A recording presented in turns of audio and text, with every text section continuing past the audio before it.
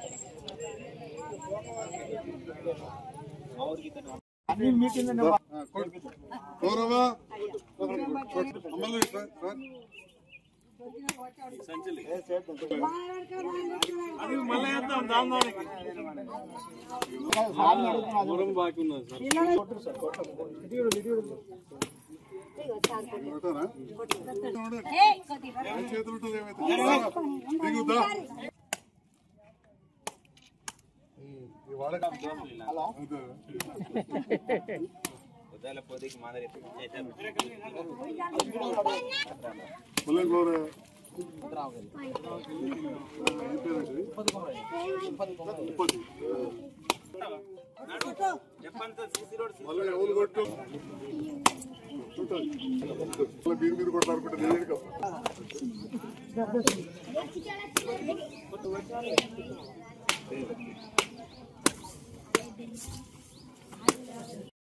బాగుంది అర్థం రాకపోతే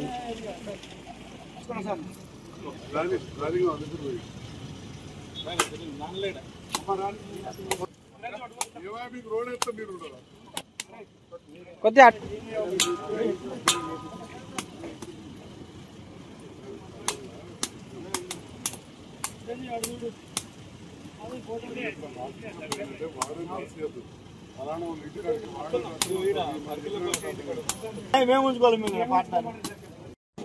ఇవాళ మీకోసమే వాస్తవానికి పేపర్ టీవీలలో అప్పుడప్పుడు రేవంత్ రెడ్డితో ఎందుకు పనిచేస్తుండు అంటే కాంగ్రెస్ ప్రభుత్వంతో పనిచేస్తుండు అని చెప్పి పాడాయి కాదు.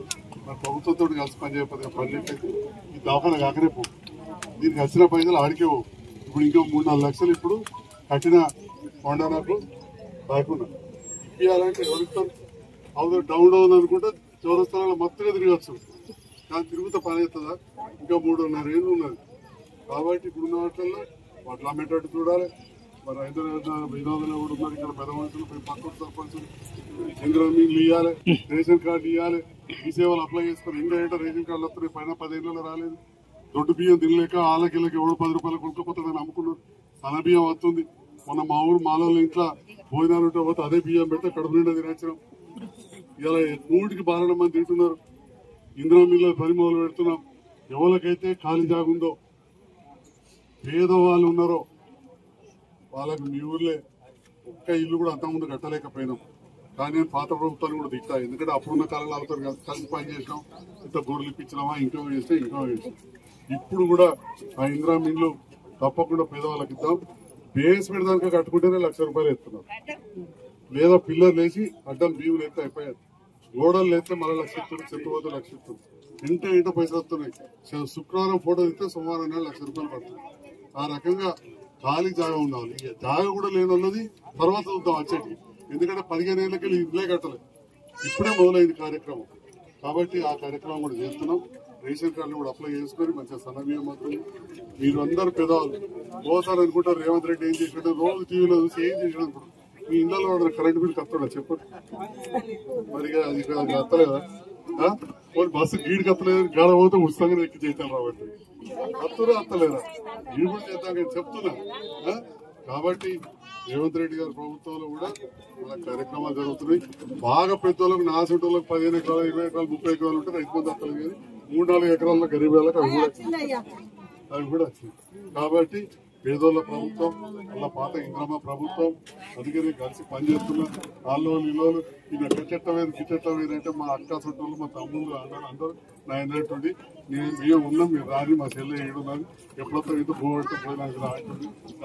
మా జీవనం ఇస్తుంది అందరూ కుమారికి వస్తుంది. మన బిడ్డలకి రాలేదా? మళ్ళొక్కసారి ఆ భూమి లేని వాళ్ళకు కూడా ముందు ఏదో తప్పకుండా అని చెప్పి కూడా ఇప్పుడు ఇంత మంచి కార్యక్రమం. ఇక దవాఖాన విషయానికి ఎక్కువ ఉపయోగపడేది మహిళలకు, పిల్లలకి. మా సిస్టర్ అమ్మలు, ఆశ్రమాలు రావాలి. బంగ్లా కట్టట్లో మీరు అడిగినంత 2-3 లక్షల పని అంతే. బడి ఎంత జీవన్ బడిది ఎంత అయింది? 20 లక్షలు పెట్టాం బడికి, తక్కువ పెట్టలేదు. బడికి 20 లక్షలు పెట్టాం. ఆ పైసలు వచ్చేటి కూడా పాపం తినవా పైకాలు పెట్టాం. పథకం లేనే కదా అంతకుముందు ఉండేనా. ఒక్క నిమిషం సిస్టమ్ రాజమల్ ఇక్కడ కార్యక్రమం ఒక 2 నిమిషాలు ఇవ్వండి దయచేసి, చాలా ముఖ్యం. ఒక డాక్టర్ గా మీరు గెలిపించిన ఎమ్మెల్యే మాట్లాడతాం. మా సిస్టర్ అమ్మలు ఆశమ్మలు అంతకుముందు ఏదో చిన్న గ్రామ పంచాయతీలో వాడు పంచాయతీ అని వస్తాడు, వాడు పర్మిషన్ అని వస్తాడు, అటువంటి కాడ కూర్చొని మీకు టీకాలు వేసింది, మందులు వేసింది. ఇవాళ దవాఖాన అందరికంటే ఎక్కువ పనిచేసేది మహిళలకు, చిన్న పిల్లలకు. పైసలు ఉన్నోళ్ళు పెద్ద రైతులు ఎడుకన పోతారు, అది వేరే విషయం. పేద వాళ్ళకి అత్యంత ఉపయోగపడుతుంది. గర్భిణీలు ఉంటే టీకాలు వేయాలంటే మనకి ఎంతో ఇబ్బందులు ఉంటుండే. ఇవాళ మనకి ఇక్కడ అన్ని సామాన్లు ఉంటాయి, అన్ని వ్యవస్థ ఉంటుంది. మీరు వచ్చి మంచిగా తల్లి పిల్లలకు టీకాలు వేయించుకుంటే ఎన్నో వ్యాధులు రావు. రోగాలు వచ్చేదానికంటే రాకుండా చూసుకోవాలి. చూసుకోవాలంటే కొద్దిగా చేతులు మంచిగా కడుక్కొని తినాలి, శుభ్రంగా ఇంట్లో మంచినీళ్ళు తాగాలి. దాంతో పాటుగా ఈ టీకాలు అనేది కూడా చాలా ముఖ్యం. మరి ఇవాళ మన సిస్టరమ్మలు ఉన్నారు, ఆశామ్మలు ఉన్నారు. ఇవాళ నిన్న కూడా మాట్లాడితే ఏం చెప్పారు, ఎక్కువ మంది గర్భవతులు అయితే ఆపరేషన్లు ఏడైతున్నాయి భారతదేశం మొత్తం అంటే మన కరీంనగర్ జిల్లా చేశారు. ఆపరేషన్ అయితే ఏమవుతుంది, ఒక్కసారి ఆపరేషన్ అయితే రెండోసారి మళ్ళీ వేయాలి, రెండోసారి వేసాక మూడోసారి కడుపు వస్తే గర్భసంచి తీయాలి. ఆ 3 ఆపరేషన్లు ఎవరికి పేగులు ఎత్తుకపోతాయి. కడుపు నొప్పి అయితే మళ్ళీ పేగులు ఆపరేషన్ చేయాలి. ఈ ఎల్లవేళ కడుపు నొప్పి, ఈ చూస్తే నడుము నొప్పి, ఆయన పని చేయరాకుండా అవుతారు. ఇంట్లో పిల్లలను ఎత్తుకుని కట్టం అవుతుంది, భర్త కట్టం, ఈ కట్టం, మందుల పాలవుతుంది. కాబట్టి అని చెప్పినట్టు టైం మీద టీకాలు వేయించుకొని టైం మీద చేసుకొని నార్మల్ డెలివరీ చేయించుకోవాలి. ఏమున్నది, మా అమ్మకు మీరందరూ కూడా మీ అవ్వలకు ఆపరేషన్ అయితే ఉంటుంది. మీ అమ్మమ్మలకు అయినా ఎవరికన్నా ఎవరికి నార్మల్ అయ్యే పరిస్థితి లేకపోతే ఆపరేషన్ చేసుడే అక్కడ తయారే ఉండే. నాకు నా బిడ్డ మామూలుగానే పుట్టింది. భగవంతుడు ఎట్లా నన్ను ఉంటాడు అట్లే కన్నా నా భార్య. నా బిడ్డ నాకు మనోరాలు పుట్టింది, 3.5 మనోరాలు ఉన్నారు. నా మనోరాలు కూడా కట్టాను. నొప్పులు రాకుండానే పుట్టినాయా, నా భార్యకు రాలేదా, నా బిడ్డకు రాలేదు. నువ్వు నొప్పులు రాగానే నా బిడ్డకు నొప్పులు వస్తున్నాయి నాకు ఫోన్ కొడతారు, సార్ ఇంకా ఆపరేషన్ చేస్తాడు, ఇంకా ఆపరేషన్ చేస్తాడు. చూస్తుందా మళ్ళీ వెనుక పడతారు, వాళ్ళు భయపడతారు. పుచ్చుకొని బిడ్డకేమో నాయనాడే తాగేమో నన్ను అంతలో ఏదో ఊర్లో చెప్పి వాళ్ళు ఏమైతే సార్కు ఫోన్ చేసి నన్ను ఫోన్ చేస్తారు. ఫోన్ చేస్తే నేను ఆలోచిస్తాను, వాళ్ళు తీరు పైసలు ఉన్నా కానీ 30,000 బయట సర్కారు దవాఖాలో. అందుకే మీరు సర్కారు దవాఖాన కానీ తల్లి పిల్లలకు మంచి దవాఖాన వసతులు ఉన్నాయి, మీరు వచ్చి ఉపయోగించుకోరా. ఇక రెండోది టీకాలది విషయం చెప్పిన. ఇక కొన్ని బీమార్లు ఉంటాయి. ఇలా దవాఖాన అనేది ఒక మందులు ఇస్తాం కాదు, మీకు ఎన్నోసార్లు టీవీ రాకుండా ఎట్లా చూసుకోవాలి చెప్తారు. వచ్చిన మందులు ఎట్లా వాడాలో చెప్తారు. ఇయ్యగానే తీసుకుపోయి 2 రోజులకు పడదు. టీబీ గోళీలు ఓసారి పడాయి, ఓసారి కళ్ళు కూడా మబ్బు అయితే నేను కళ్ళ డాక్టర్ గా చెప్తాను. మళ్ళీ వచ్చి మందులు మార్చుకోవడం ఉంటుంది, దానికి తగినట్టు తినాలి. మలేరియా ఉన్నది దోమలకు, ఎందుకంటే మచ్చడిదాలు వేసుకుంది ఎవ్వలేదు. ఇవ్వాలి దోమలు కుడుతున్నాయి, మెదడుకు కూడా ఎక్కుతాయి. అటు జ్వరమే కాదు, మలేరియా జ్వరమే కాదు, మెదడుకి ఎక్కుతుంది, మెదడు వాపడుతుంది, అవన్నీ కూడా ఉంటాయి.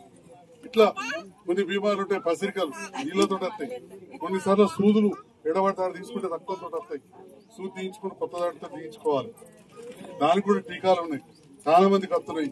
ఇంకొక దరిద్రం బీమారు మోపవుతుంది, అదేమో అంటించుకుంటూనే వస్తుంది. ఎయిడ్స్ అంటారు, అది అట్టిగా ముట్టినా రాదు. ఎయిడ్స్ వచ్చిన వాళ్ళు మనం ఏం చేస్తారో వాళ్ళకి పింఛన్ కూడా ఇస్తున్నాం.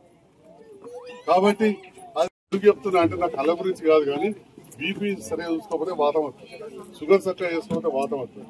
అవన్నీ అప్పుడప్పుడు పరీక్ష చేయించుకోవాలి. ఆ గోళీలు మందులు అవన్నీ ఉంటాయి, మీరు వాడుకోవాలి అని చెప్పి ఈ సందర్భంగా తెలియజేస్తూ, మరి ఉదాహరణ మీకు ఉదాహరణ చెప్తే అంటే ఇట్లా అయిందని చెప్తే అర్థమవుతుంది వాళ్ళకి చెప్పినది. అట్లా జాగ్రత్త పడాలి. అలా పెద్ద మనుషులు 30-40 ఏళ్ళు బీపీ లేకుండా కానీ 3-4 నెలలకోసారి వచ్చి పరీక్ష చేయించుకొని పోవాలి. 5-6 నెలలకోసారి వచ్చి షుగర్ పరీక్ష చేయించుకోవాలి. విన్నారా, గర్భవతిలో కూడా బీపీ వస్తుంది, బాలికరావు అంటారు కదా. ఎప్పటికప్పుడు బీపీ పరీక్ష నెలకు 15 రోజులకోసారి చేస్తే మంచి పండంటి బిడ్డ అంటారు. లేకపోతే బీపీ బాగా పెరుగుతా కూడా బిడ్డ పెరగదు, షుగర్ వస్తే ఆయనతో పెరగదు. ఓసారి అబార్షన్ అవుతుంది, అంటే కాన్పు పోతుంది శిల పెరగకముందే. కాబట్టి అవన్నీ కూడా చేయించుకోవాలని చెప్పి మీ అందరికి తెలియజేస్తూ, ఇప్పుడు ఇంతసేపు మాట్లాడాలంటే 23 లక్షలు పెట్టి ఇది కష్టం కాదు. వాళ్ళు దానం కూడా ఇచ్చారు, అక్కడ పెద్ద మనుషులు. మనం దవాఖాన కట్టించాం. మరి ఒక డాక్టర్ నన్ను గెలిపించుకున్నప్పుడు 4 విషయాలు మీకు అందరికి తెలిసినే కావచ్చు. ఒకసారి మలయ ఆదేశుడైనట్టు వినరా, ఇప్పుడు బిర్యానీ పడే ఏడాదికి వస్తుంది, మళ్ళీ గీత 20 వస్తుంది, అవ యాడ్ చేస్తుందా లేదా? వాళ్ళకి ఇట్లా చేయాలని చెప్పి కార్యక్రమం చెప్తారా లేదా? అంతే. ఒక డాక్టర్ గా మళ్ళొకసారి 4 ముచ్చట్లు చెప్తున్నా. అందరికీ నమస్కారం. ఇంకా చాలా కోరికలు ఓటేది కొట్టి చేసుకుంటూ వాళ్ళం కవర్లలో ప్యాక్ చేసుకొని తీసుకోపోతున్నాం. ఇలా జగిత్యాల మార్కెట్ కన్నా అట్లే వస్తున్నాయి, ఏడ మార్కెట్ కన్నా అవే. మరి అది భారతదేశం అంటున్నది, ప్రపంచం అంటున్నది. కానీ ఎక్కడికక్కడ ఎవరికి వాళ్ళం మనం తప్పకుండా దీని పట్ల కూడా అవగాహన పెంచుకోవాలి. వీళ్ళకి దవాఖానకు ఇనాగ్రేషన్కి వచ్చి ఇలా మందులు లేదా డాక్టర్లు లేదా చూడక ఇవన్నీ చెప్పిపోతున్నాయంటే అసలు అది పని అవసరం లేకుండా చూసుకోవడం గొప్ప అని చెప్పి సందర్భంగా చెప్తున్నా. అవసరం లేకుండా చూసుకోవడం గొప్ప. నిన్న కలపే బీర్పూర్ మండలికి వెళ్ళి వచ్చింది. అంటే అప్పుడప్పుడు నేను కల మనం ఒక బాధ్యతాయుతంగా ఉండాలి.